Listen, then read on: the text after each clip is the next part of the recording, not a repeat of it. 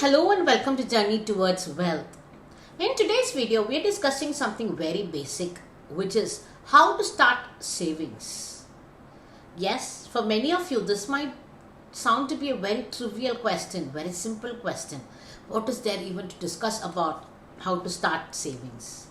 But believe me, there are a lot of people out there who have no clue how to go on with this process. It is an easy and simple process, provided you're aware about it.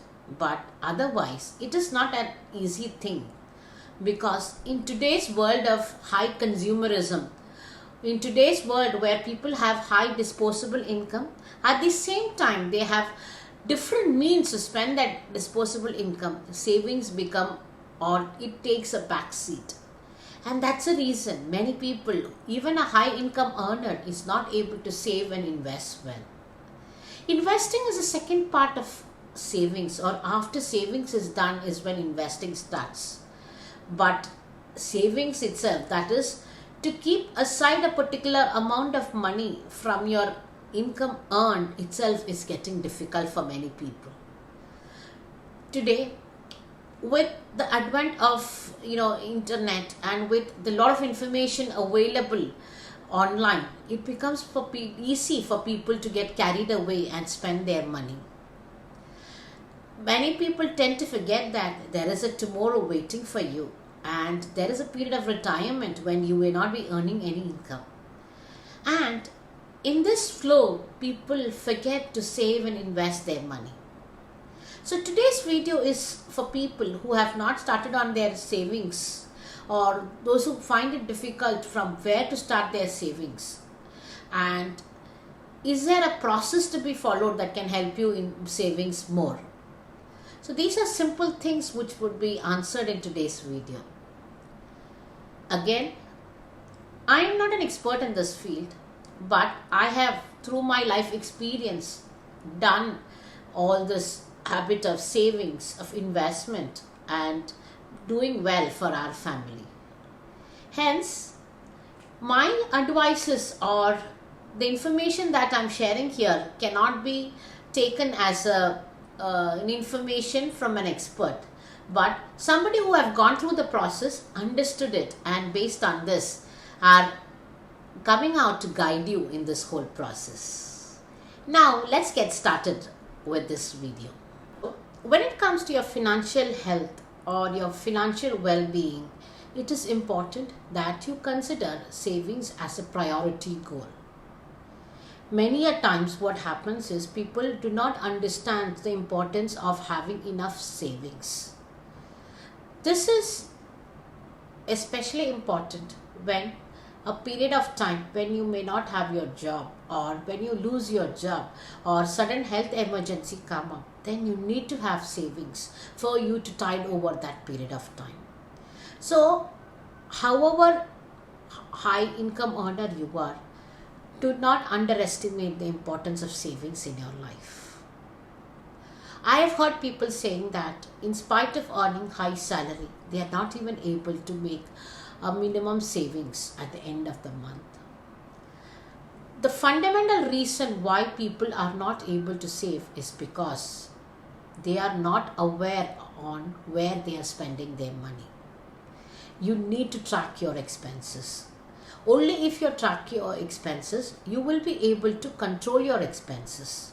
As already seen, anything that is being measured can only be improved, which means it applies to spending your money also. Expenses that you're making, if you are not tracking it, then you will not know where are the unnecessary spending happening. So it gets very important that you start tracking your expenses.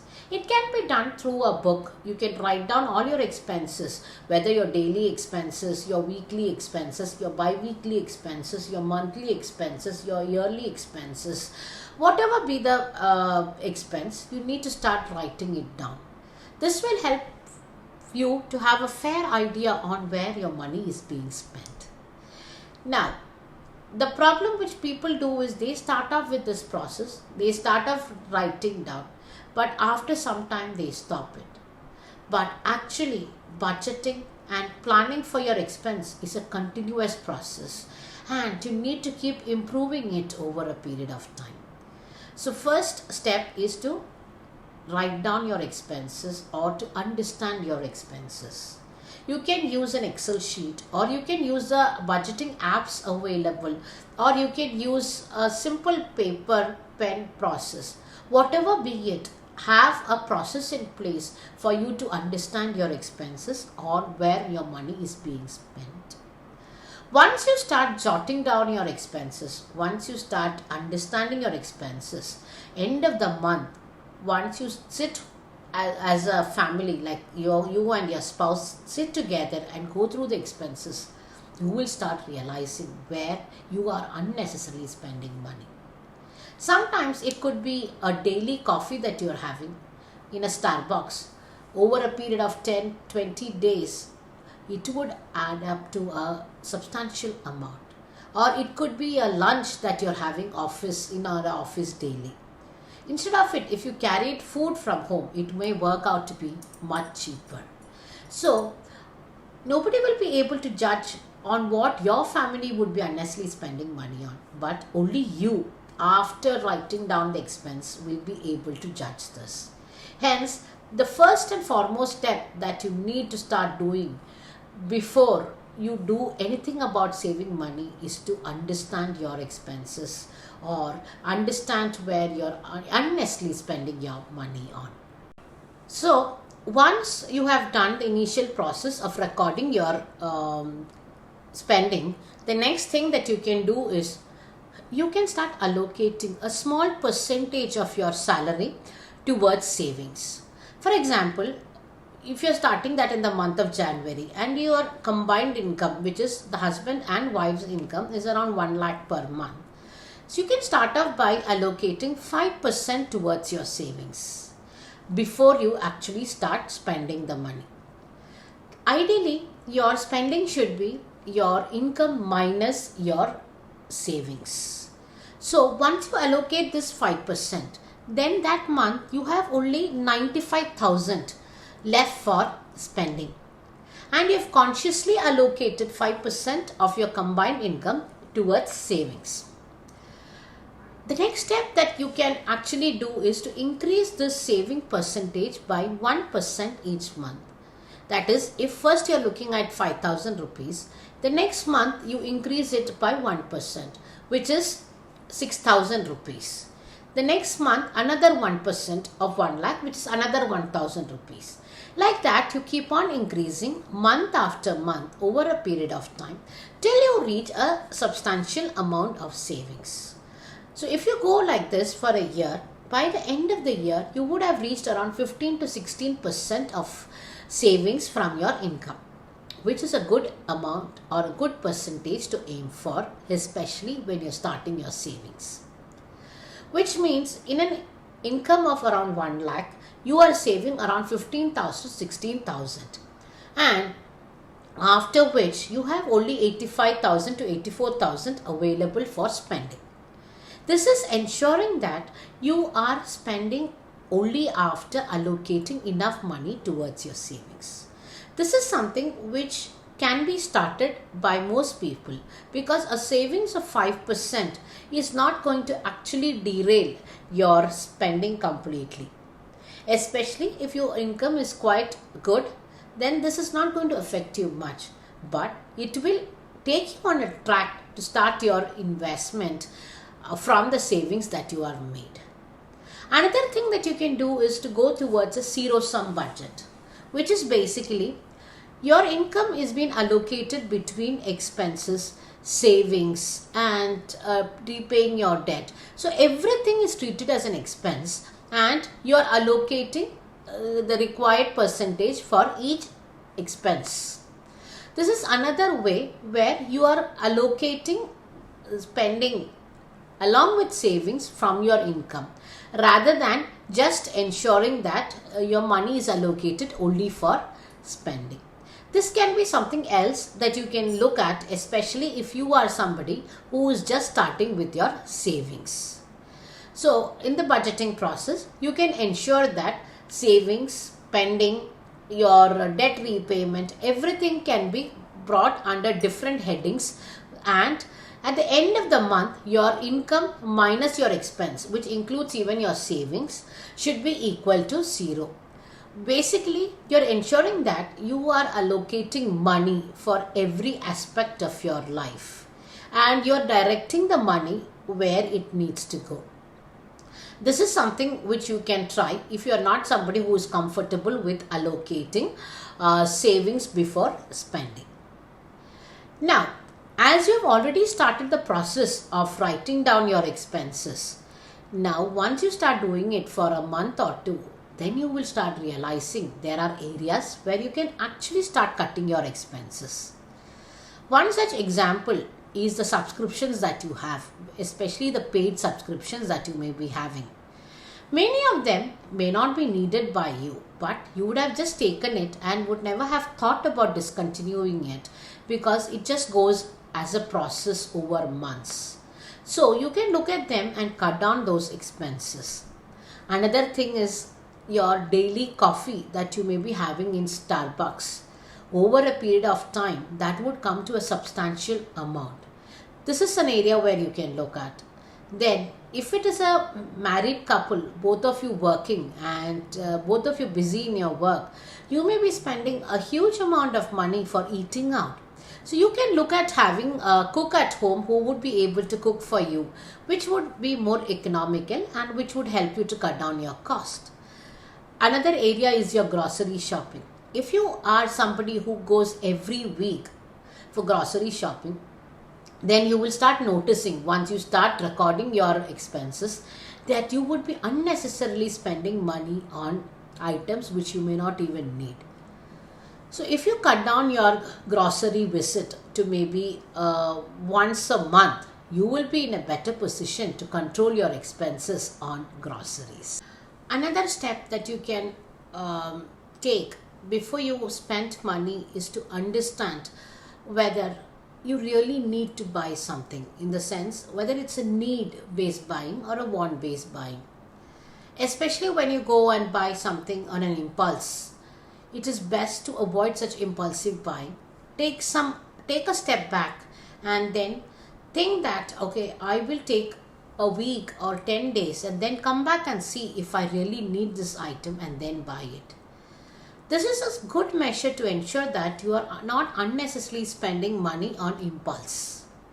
Many a times what happens is we buy something and later on we start regretting on why we didn't stop buying it, or what is it that pushed us to buy that thing. So a simple thought when you want to buy something, to think that I will take some time and then decide and come back and buy this product, would ensure that you are not in an impulse to buy something. And even after a week or 10 days, you still feel that you need to buy the product, which means that is something you really need, or even if it is a want, you will not regret buying it later. The same rule can be applied for your online purchases also. Whenever you like something, do not buy it immediately, but put it in your cart, and then maybe after a week or 10 days, go back and see if you really need it.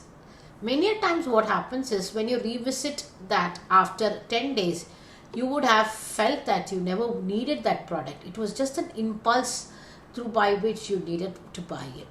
So this is another step that you can think about when it comes to reviewing a purchase or knowing whether you really need to buy something. And this is a process which helps many people to ensure that they are not unnecessarily spending money on. So the next step that you can take for increasing your savings or to go on your journey towards savings is to have a spend freeze. Spending freeze is nothing but you're freezing your spending for a particular period of time. Maybe for a period of 1 week or 10 days, where you decide that you will not be spending any money on anything. This will ensure that you are reducing your spending, and whatever income which is left after reducing your expenses will be redirected towards your savings. This is a very powerful step which can help you to actually increase your savings in a very small period of time. But this is not something which is feasible for many people. Because if you have a very strong willpower and you have that mind to decide that I do not want to spend money and I want to do towards my savings, that's the only way in which you can go through the spending freeze. But if you decide a spending freeze for a period of 10 days, that will ensure that you have a higher amount allocated towards your savings. This is a very difficult but a powerful step that you can take if you're somebody who is looking for having good savings. Again, if you're new on the savings process, or if you're somebody who have never done this before, this method may not work very easily for you. But again, if you're somebody who has a good willpower, this is a very good step that you can look at for you to increase your savings. Another step that can help you to actually start saving is to have goals allocated towards savings. Many a times people are not able to do the savings because they do not have any goals towards which they are saving for. So once you have a goal in mind, once you know that you need a money for something specific, then you will start saving for that particular goal. So always have a goal in place, whether it's a short-term goal, a medium-term goal, or a long-term goal in place for you to save money. This is a very important aspect of savings. When you do not have a direction, when you do not know for what you're saving for, automatically you will not have an interest in saving. But when you have a goal towards which you're working, or a reason for which you're saving, then savings becomes easier for you. So if you have not done a savings till now, then try and have goals for your savings. This will help you to actually reach your goal in terms of your savings, and that will be an easy way for you to save more money towards your short-term, medium-term and long-term goals. Now, we have gone through the various aspects of how to start with a savings. If you are somebody who have never done savings in your life, it can be a very, very difficult situation because this is something new. This is a journey which you have never embarked on. But believe me, only the starting is difficult. Once you get used to savings, then you will start enjoying as and when you increase your savings. If you have not started your savings yet, this is the best time for you to start your savings. And when you have accumulated a bit of money through savings, then you can embark on your next journey, which is your investment. It is not advisable to delay your savings, especially if you are somebody who have been working for a couple of years. We all ignore the future that is lying in ahead of us. We do not know what is going to happen to us in the future. There is a future out there for which you need to start working today, and you need to save money. We all tend to believe that we will be working throughout our life and we would be getting income throughout our life. But there is a period of 20-30 years of our life where you will not be having an earned income. And it is important that you start saving and investing earlier on for you to live those 20-30 years of your retired life comfortably. Especially people who are in their 20s and 30s wouldn't like to believe that they would reach a stage where they will be retired. But that is the rule of life. If you are in a prime age today, tomorrow a time will come where you will be or you will not be in a position to work, and you will have to depend on the money that you have saved and invested. So if you are somebody who is ignoring that aspect of life, it's high time that you start off your journey of savings and investment. I really hope at least some points in this video would be helpful for you to embark on your journey towards savings and investment. In case you find these videos helpful, please like, share and subscribe to this channel. Thank you so much for your time.